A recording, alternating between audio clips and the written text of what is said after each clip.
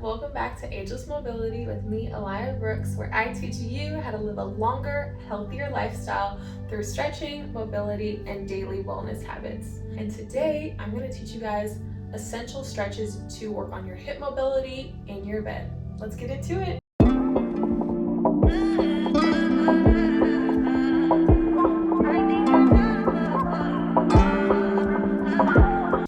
So my first favorite stretch to do for your hip mobility in the bed, super simple, super easy.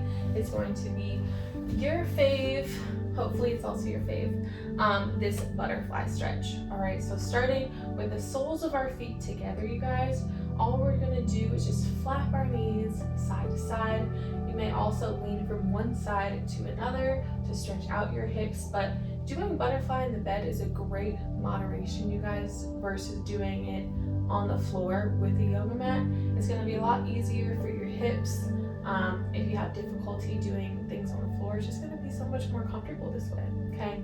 And then what I like to do is grab onto the edge of my bed. I'm going to turn my body so I can reach it, grab onto the edge of my bed, and pull my body towards my feet this way, okay?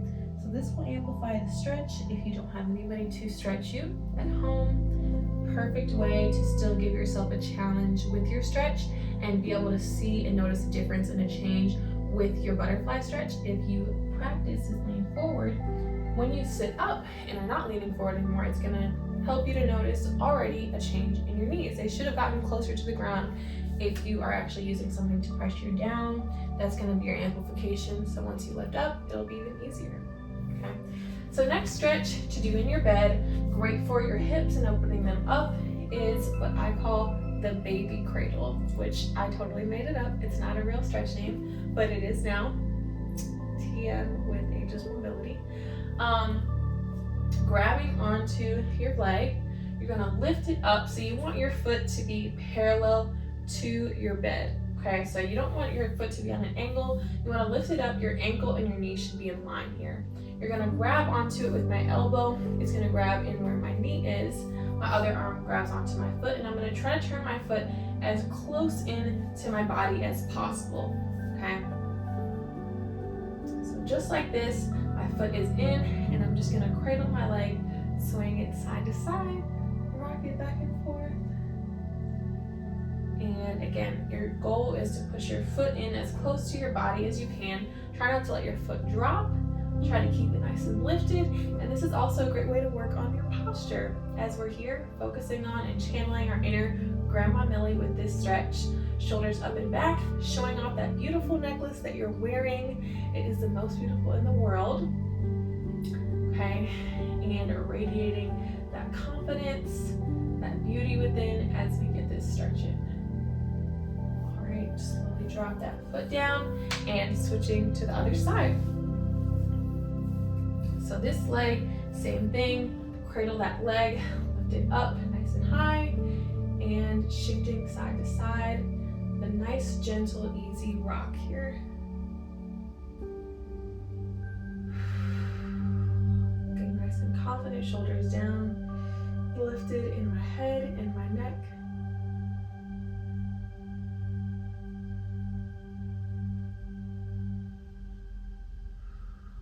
And dropping that foot down onto your bed. All right, so from here, we're gonna shake out our legs a little bit, coming on to our backs. We are going to get into a figure four stretch. Now figure four you can do technically sitting up. I'll show you guys how to do both just so you can see. If you choose to do it sitting up, you're gonna cross one leg over the other and just hold in this position. Again, if you add a forward fold similar to butterfly, that will be your amplification to add to the stretch. You can also walk this bottom foot closer into your body. That will help amplify the stretch as well. But I personally feel like it's a little bit easier on your muscles and bones if you do it lying down, okay? So if you need that extra stretch and you're more one of my advanced people with stretching, go ahead and try it sitting up. If not, I just feel like this feels so much better. It takes less energy for me to get into this position because my lower leg is not doing any work, right? I'm just only stretching this top leg right here. I like to grab my foot and just pull into my body. You can also grab this back leg right here, pull there, but I personally feel like it's just better grabbing this top leg that's closer to me and pulling in this way. So breathing here as you hold.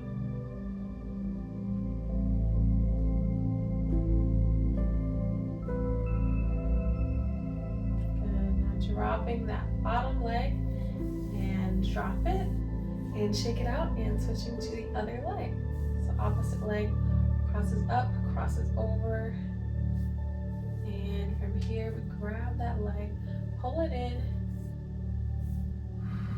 Also try to square off your hips. So for me, I have scoliosis, it'll be a little different. So one of my sides always lifts up more than the other. So just thinking about different adjustments that you may need to make, because obviously I'm not there with you guys in person. Would love to be there with you in person and be able to be hands-on and adjust you, but trying to explain as many technique variations as I can to make sure everybody's doing things the right way, because I do not want you to do anything the wrong way as far as stretching. But for this, just making sure this bottom knee and ankle are in line, back leg can be nice and relaxed as you hold in this position, okay?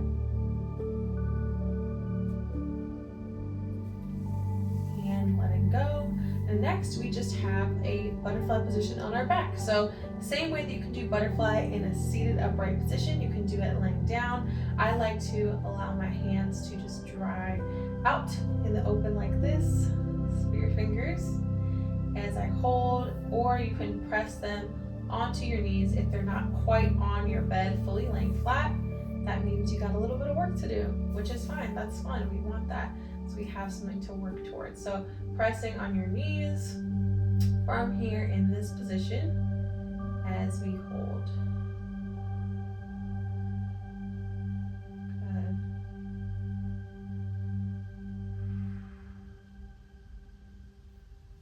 Nice. Now from here, close those legs, bring them back up to this position, drop one leg, bring one leg into your chest, and we're gonna do essentially just stretching out our butterfly position on both sides. So this leg is straight, my right leg is bent, and I'm just going to press that right knee into the bed from here. Just take a nice hold. So we're holding. I know this is one we visited on another day where we did our knee circles. Well, this is a little bit different, you guys. This is just holding our leg out to the side, giving us that static hold. And again, remember, you want to open up your pelvic floor, all of that with this stretch. Very good for also stress relief for this specific stretch, because we hold so much stress in our hips, you guys. So this is great for releasing that. Holding, press that knee down even more. Keep this left hip anchored. And relax, bring the leg up, drop it down, and other side, even it out. Opposite leg, turn it out. Keep that hip down.